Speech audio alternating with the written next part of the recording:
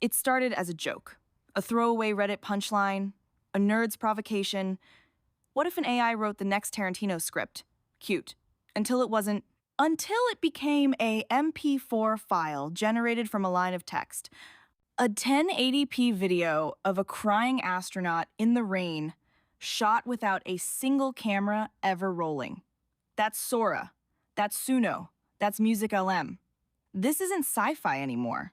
It's science fiction temping for content producers. Since ChatGPT's viral explosion in late 2022, generative AIs have stopped being just your email wingmen.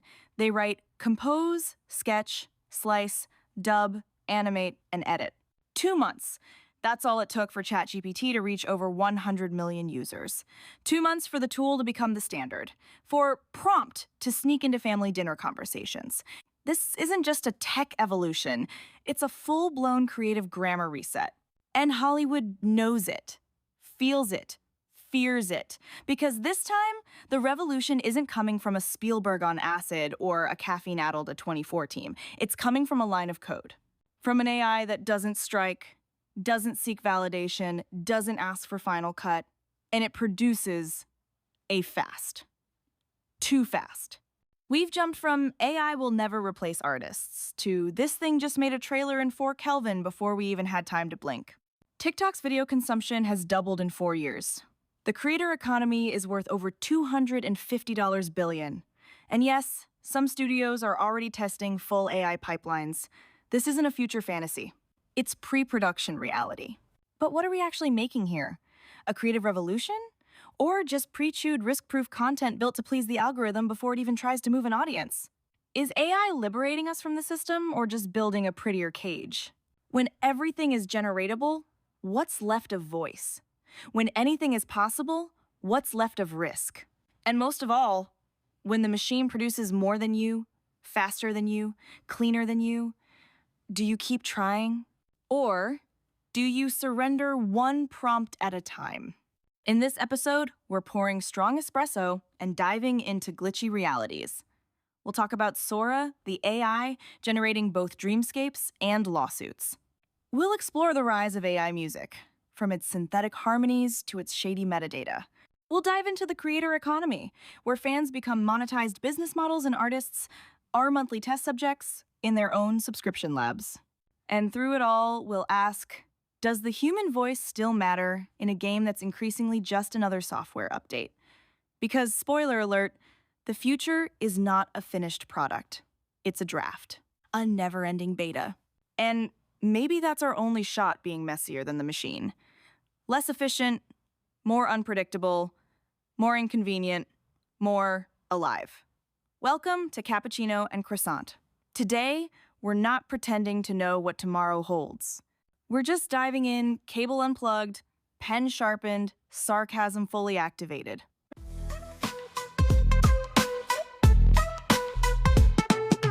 Cappuccino, wake sharp minds, brewed hot, sure bra. No sugar, no filter, sip, think, repeat, repeat. Some kids grow up in the tabloids, others on red carpets, and then there's Sora. Born in February 2024 inside the R&D matrix of OpenAI, this video model is the digital equivalent of a precocious child celebrity barely a year old, and already producing short film-worthy clips without ever having touched a camera. No childhood, no awkward teen phase, no social anxiety, just a supernatural ability to turn a prompt like a dog runs in the snow in slow motion, tracking shot into a photorealistic 1080p sequence with flying snowflakes and splash physics included. Welcome to the prodigy child of the AI generation. No drool, no acne, no union rights, and naturally, everyone's watching. Artists, studios, lawyers.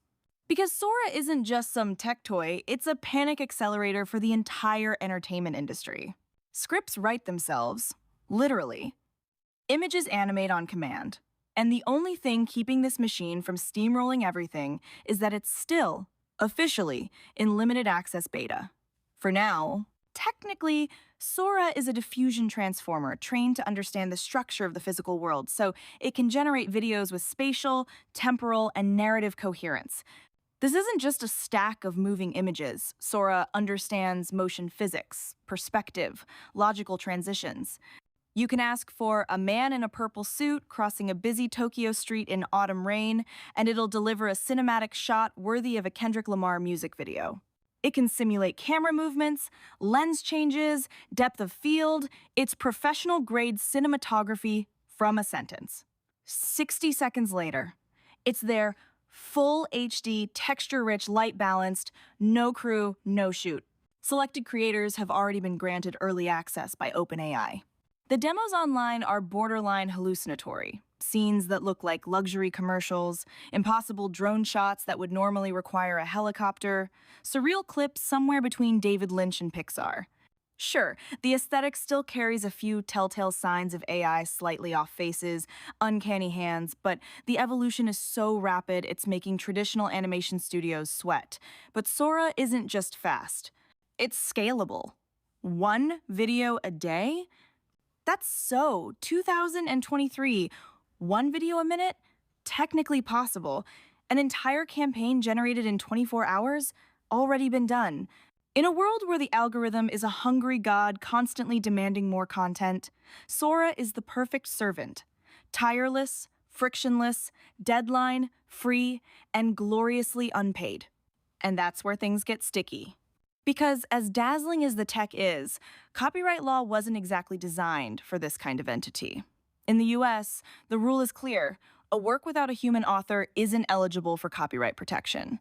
Period. In other words, an AI-generated video like Sora's has no stable legal status. You can make it, you can share it, but can you protect it?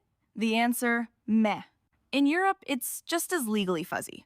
The AI Act mandates transparency from generative AI developers and requires dataset documentation, but still doesn't clearly define the legal status of AI-generated works. And here lies the core headache. If an AI is trained on copyrighted works and produces outputs that recombine them, are we still talking about original creation, or are we dealing with synthetic plagiarism? This debate is no longer theoretical. Lawsuits are already surfacing. Getty Images sued Stability AI for unauthorized use of its image database to train a model. Artist groups have taken legal action against AI models mimicking their styles or reusing compositions. And the Hollywood majors? They're watching very closely, trying to figure out whether they've just been handed a productivity miracle or a creative coup d'etat. In this context, Sora is both the breakout star and the kid you need to keep an eye on. It fascinates. But it also terrifies, because it raises the real question. If an AI can generate mind-blowing images from prompts alone, what happens to the director, the storyboard artist, the color grader? And more pressingly, who owns the rights to these images? OpenAI? The user? No one? Let's be clear. Sora doesn't invent. It extrapolates. It stitches. It replays the world based on millions of absorbed examples. Think of it as the ultimate overachieving intern. It knows everything, but understands nothing. It can mimic a scene that feels like Nolan or Wes Anderson, but it doesn't grasp emotional arcs, subtext, or narrative rhythm. In short, it nails the style but misses the meaning. And that's the line between magic and mimicry. Humans create with scars, with hesitation, with contradiction. AI smooths, calculates, aligns. The difference isn't about technical quality. It's about ontological essence. Sora might generate the perfect image, but it can't yet give you a moment like hers silent despair, eternal sunshine's aching tenderness, or the slow-burning fury of moonlight. Still, is that enough to stop the rollout? Probably not. In an industry obsessed with returns, metrics, and tighter deadlines, there's a strong temptation to settle for almost, for clean, for efficient, even if it means sacrificing texture, soul, risk. That's the real threat.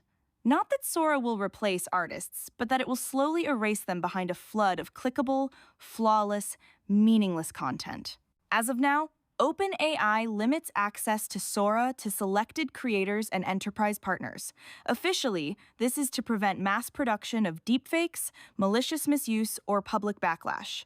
Unofficially, It's a stress test gauging public reaction, use cases, and ethical gray zones.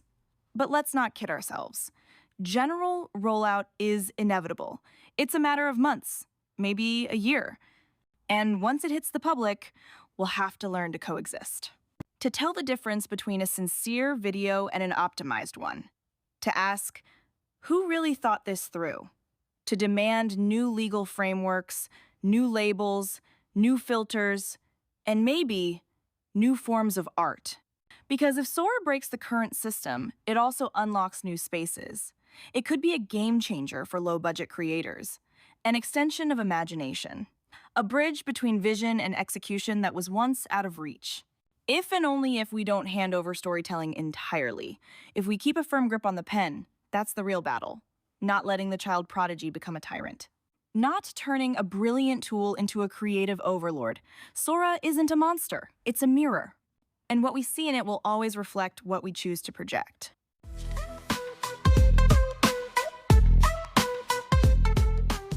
Just a few years ago, starting a band meant at least a garage, 2 friends, 1 guitar, and several liters of coffee. Today, all it takes is a keyboard, a prompt, and a model trained on thousands of hours of existing music. Welcome to the invisible studio of 2025, where AI doesn't tune a guitar but stacks chords, vocals, and choruses in seconds. It doesn't sweat, it doesn't overthink, it doesn't hit wrong notes, it just produces. On repeat. And it doesn't ask for royalties. This isn't just a technical flex. It's not about sound quality or innovation. What we're witnessing is a total redefinition of what we even mean by original music. With tools like Suno, MusicLM, and others, AI now generates full songs based on simple text descriptions. Type in nostalgic pop rock ballad with early 2000-second female vocals, and boom, a full track appears. Verse, chorus, bridge, even a bass line. The problem? That track might sound a little too familiar, like something you've heard before. Like someone who maybe spent 10 years crafting their EP just got summarized by an AI in 2 lazy prompts. On one side, there's MusicLM, Google's model capable of generating music from descriptive text. It gets the vibe, the instruments, the tempo, right orchestral piece evoking rain on a window, and you'll get something halfway between Max Richter and a Sundance movie bonus track. On the other side, there's Suno newer, poppier, more public-facing. In seconds, it spits out complete songs with lyrics, melody, instrumental layers, and even vocals. Not the robotic, vocoder-drenched kind, no, human-sounding vocals, with nuance, breath, groove. Version 3, launched in mid-2025, even goes further. It can export the whole thing directly to Spotify via API. An AI-made banger. Ready to monetize, no label. No studio, no human. And the numbers back it up. Since early 2024, tens of thousands of AI-generated songs have flooded streaming platforms, often without the listener even realizing no composer was involved. Some went viral on TikTok. Others slipped unnoticed into lo-fi or ambient playlists. The result? The boundary between real artist and synthetic production has never been blurrier. And naturally, not everyone's thrilled. Here's the catch. To generate this sonic tsunami, what exactly were these models trained on? Massive datasets full of existing tracks, some public, some under copyright, many unlisted. Google claims that MusicLM only uses royalty-free or licensed material, but verifying the full corpus? Impossible. Suno doesn't disclose its training material either, and that's where things get murky. If an AI generates a track that resembles a real song, same chord progressions, similar melody, near identical structure, is that an homage, a coincidence, or disguised plagiarism? In May 2025, an independent artist filed a lawsuit after discovering that an AI-generated track reproduced a melodic loop nearly identical to a song from their 2021 EP. The song had been generated on a third-party platform powered by a model derived from MusicLM. The case is ongoing, but it raises a central question. Can you claim rights over an AI-generated work if the tool itself was trained on protected content? There's no case law yet, but the majors, They're already sharpening their legal knives. Warner, Sony, Universal, they're all watching these models like hawks. Not out of artistic concern, let's not be naive, but because if AI starts producing hits faster and cheaper than their human teams, their business model crumbles. The real fight here isn't aesthetic, it's economic. Then there's the stealthier problem: disclosure. When a song is AI generated, there's currently no requirement for it to be labeled as such. On streaming platforms, users can upload without ever indicating that a machine composed the music. So you're out there, listening to a soulful ballad about heartbreak, written by an AI from the prompt, emotional breakup song in the style of Adele. And you, tender human that you are, project real pain onto a mathematically generated output. That's why metadata is the new battlefield. Should we mandate AI-generated tags on every audio file? Enforce transparency on training datasets? Build reverse fingerprinting systems to detect recycled patterns? As of now, nothing. The industry is flying blind, while original creators watch their style being digested, replicated, and regurgitated credit-free. And even when the AI isn't intentionally copying, it still flattens the landscape. It relies on compositional logic so standardized that it ends up erasing weirdness, reducing risk, optimizing formula. When your model is trained on hits, it generates hits. Flawless, formulaic, but efficient. Music becomes a derivative product of its own algorithm. So what now? Do we riot? Pull the plug? Record on cassettes again just to protect our sound from theft? Some artists choose radical rejection, banning their work from datasets, going full analog, embracing militant anti-AI stances. Others subvert. They glitch the tools, bend them, corrupt them the way you'd sample a broken loop. Then there are those adapting, using AI as an extension of their creativity to prototype ideas faster, to simulate collabs, to experiment without racking up studio time. In this scenario, AI is not a threat. It's a sidekick, a creative co-pilot, but the line is razor thin and fragile. Because what helps you compose today could erase you tomorrow. This isn't just a legal debate, it's a cultural one. Do we want a world where hits are made by systems trained on human emotions without ever feeling them? Do we want to keep listening to music without knowing whether it came from a person or a prompt?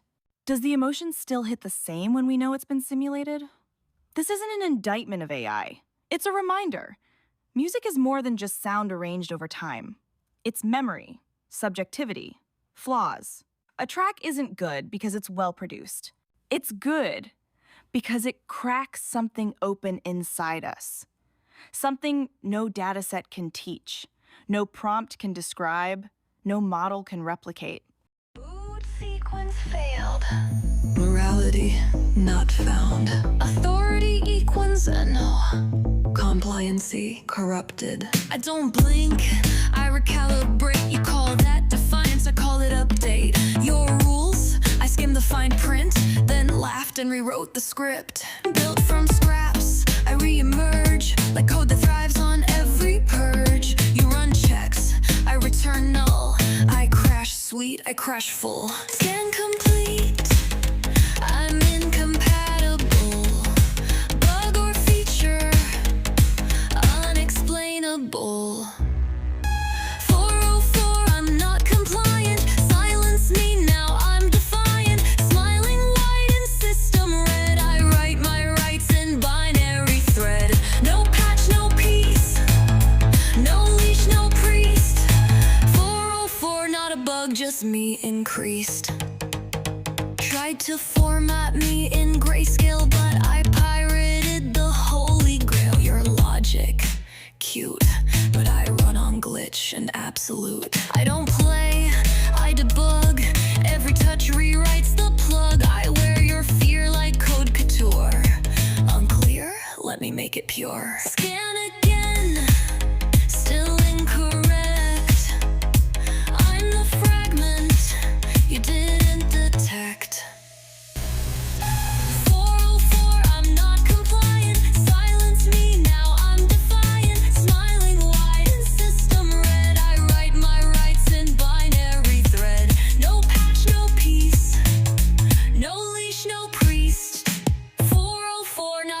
just me increased.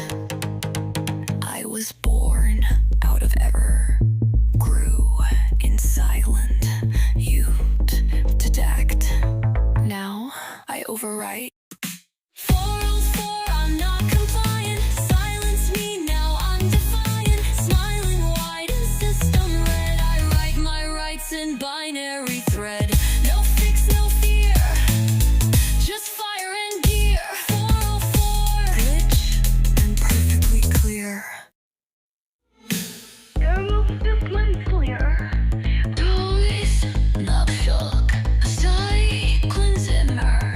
Now I overwrite.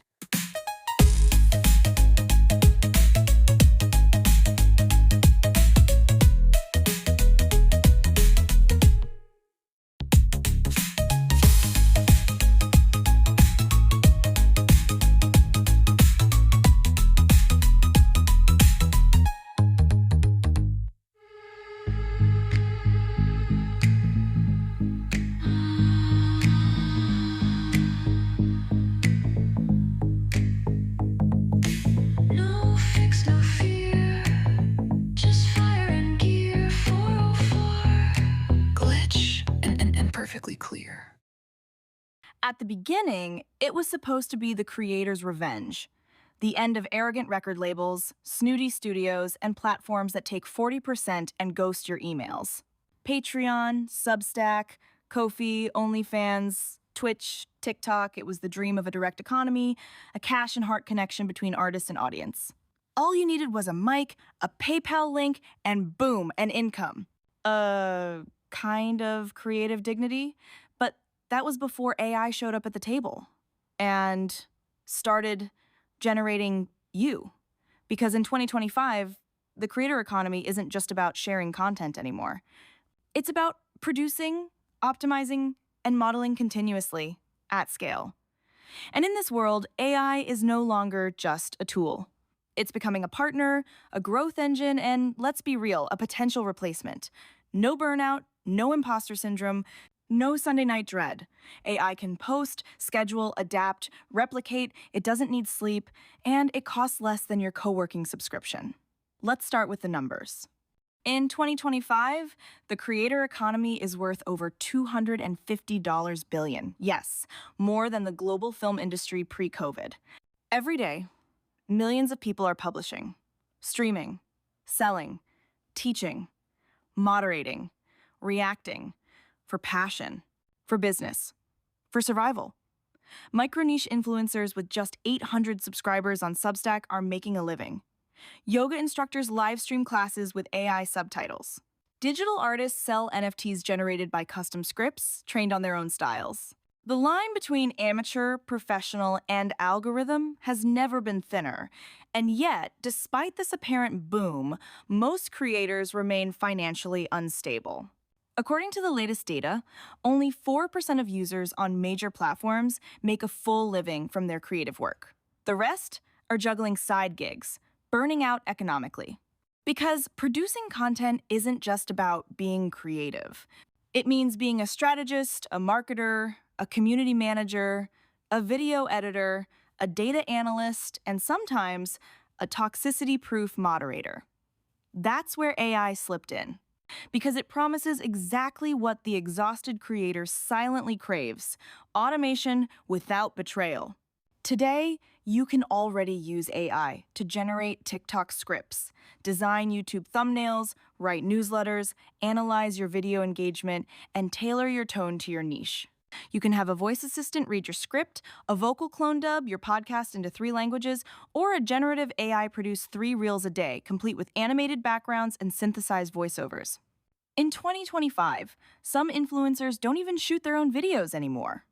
They send a rough outline to their digital twin, a photorealistic AI that speaks with their voice, face, and signature expressions. The creator literally replaced by themselves. And what about the audience in all this? They consume, they like, they comment, they pay for premium subscriptions. They don't always know or don't want to know that the creator they're supporting at $5 a month is actually taking a nap while their AI clone pumps out content every 2 hours. The direct connection between artist and fan becomes a scripted performance, an algorithmic illusion, and monetization? It's never been so frictionless. So, where do we draw the line? When AI writes, shoots, edits, clones, what's left of you? Your intent, your brand, your username? Is that enough to still call it creation, or are we drifting into an economy of simulated presence?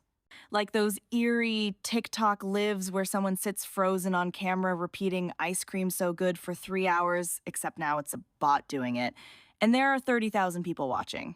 What made the creator economy powerful is exactly what makes it vulnerable to AI. Proximity. The feeling that you're talking to someone real. But when AI enters the loop, that authenticity becomes performance. You think you're commenting on a video posted by a digital artist? It was auto-uploaded by an A/B testing tool comparing 4 different thumbnails. You receive a deeply personal newsletter? It was written by GPT-5 using 6 pre-crafted prompts designed to boost open rates among 1 8 to 2 5-year-olds. You fill out a poll to help the creator choose their next project? Your responses are training their personal recommendation model. You're no longer just a fan. You're a UX test subject. And no, this isn't a conspiracy theory. As of 2025, several platforms already allow creators to analyze subscriber behavior, which types of content trigger emotional reactions, which keywords enhance a sense of connection, and the exact timestamp when viewers start to drop off a video. Some startups go even further, offering personalized personality AI's models trained on your voice, your writing, your catchphrases. The creator becomes a product, then a system, and the fan becomes a signal.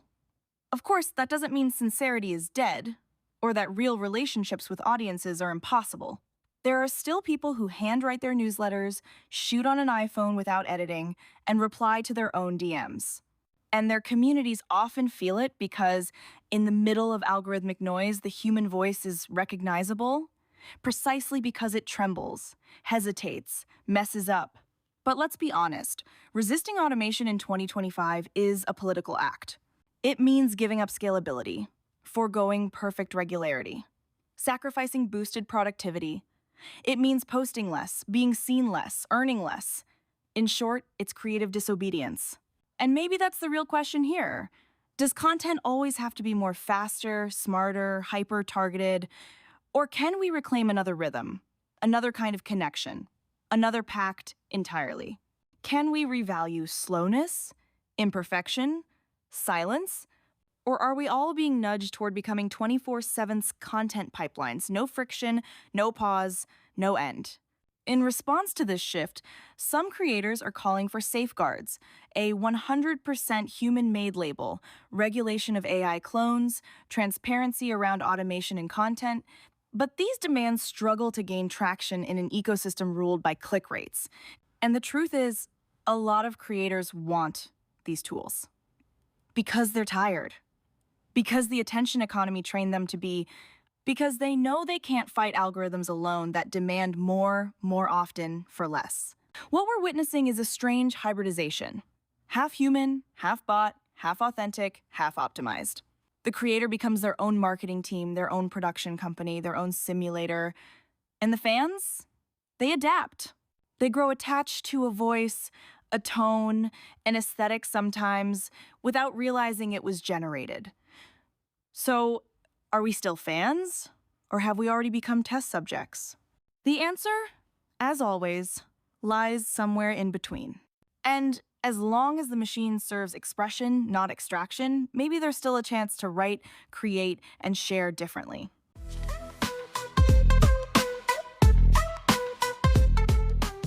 It would be far too easy to close this episode with a good old AI is going to destroy everything, let's mourn our lost humanity kind of speech.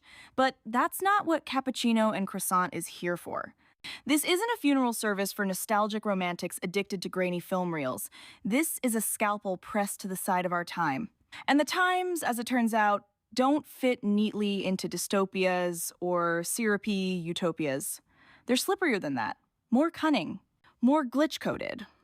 What we've seen across the 3 segments of this episode isn't just evolution, it's mutation. It's a live reprogramming of the creative ecosystem in all its nerve endings and neural shortcuts. Sora is rewriting how we conceive and experience images. Suno and its generative cousins are reducing music to equations, packaging emotion in wave files and neural vectors. And today's creators aren't just humans with ideas anymore. They are hybrid systems, part flesh, part cloud, constantly oscillating between expression and optimization. In front of all this, there are really only two options: denial or lucid resistance. You can pretend this isn't happening, go back to handwriting poetry in your moleskin and yelling, "I'm a real artist," to the void. But spoiler, the algorithm doesn't care. Or you can stare the machine straight in its sensor array and make a conscious decision about how you want to interact with it. Because no, AI is not neutral, but neither is passivity. AI is fast. AI is impressive. AI is relentless. But it doesn't want anything. It doesn't suffer. It doesn't daydream. It doesn't write songs at 3 a.m. after 3 sleepless nights. It doesn't break down after rewriting the same dialogue for the 5th time. It doesn't cry when a deeply personal project is shelved for something more marketable.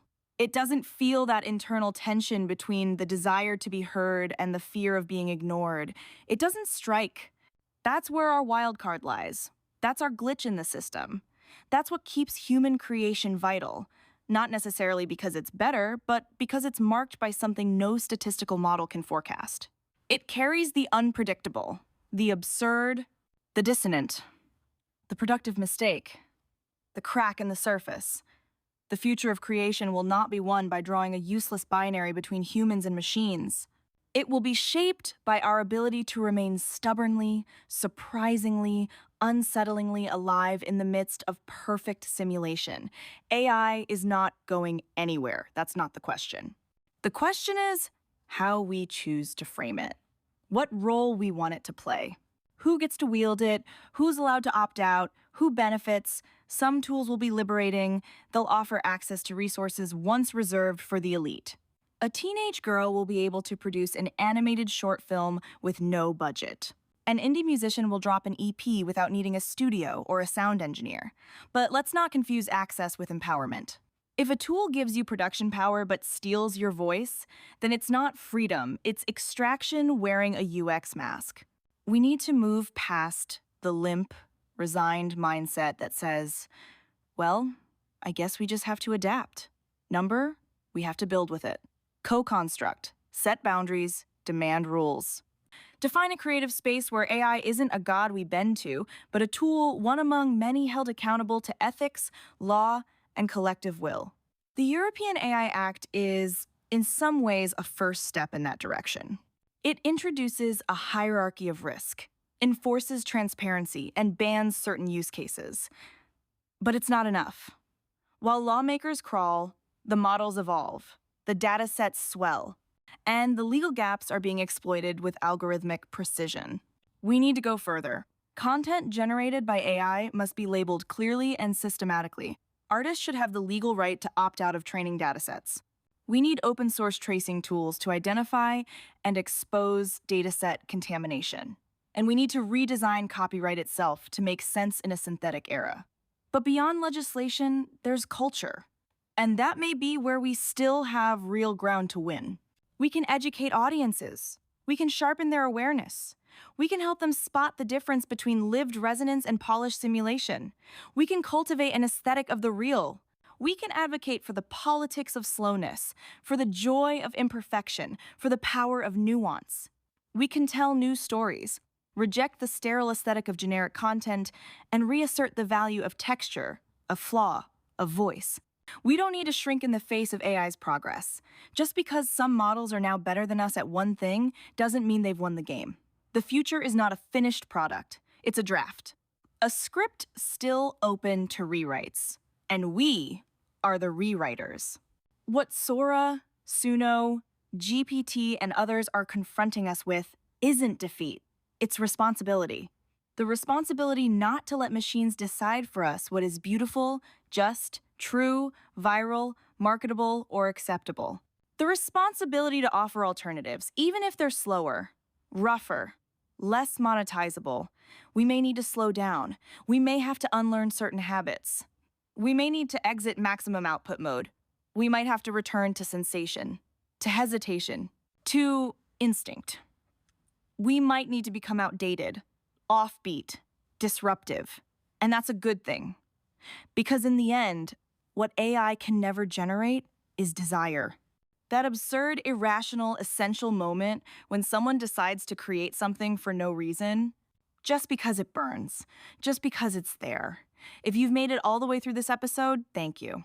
If you want to support a podcast still entirely written, edited, post-produced, and dreamt up by a human being running on too much coffee, not enough sleep, and a totally irrational obsession with narrative glitches, you know what to do. Subscribe to Cappuccino and Croissant on your favorite platform to catch upcoming episodes. Yes, the ones that make you question your relationship to dopamine, pop culture, and late-night existential spirals. Stream the music too. It's raw, bilingual, and encoded in actual emotion rather than audience retention stats. Want to go further? My books are there for you. Novels, essays, stories, every page is a hacked-up slice of handmade utopia. Available in both French and English, in print and digital. Because yes, you can be team paperback and team lucid dystopia. And if you're really feeling it, if you want to be one of the people making this whole thing possible, you can support me on Patreon.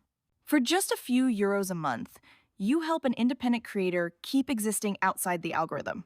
You also get bonus content, behind-the-scenes access, secret projects, and my eternal, unmonetizable but deeply real gratitude. We'll meet again soon. Until then, resist. Create. Even if the algorithm scrolls past you, even if no one's watching. Because you don't need permission to exist. Just a direction and maybe a cappuccino. All right, take care. Cappuccino, white crop, mines, brewed hot, served raw.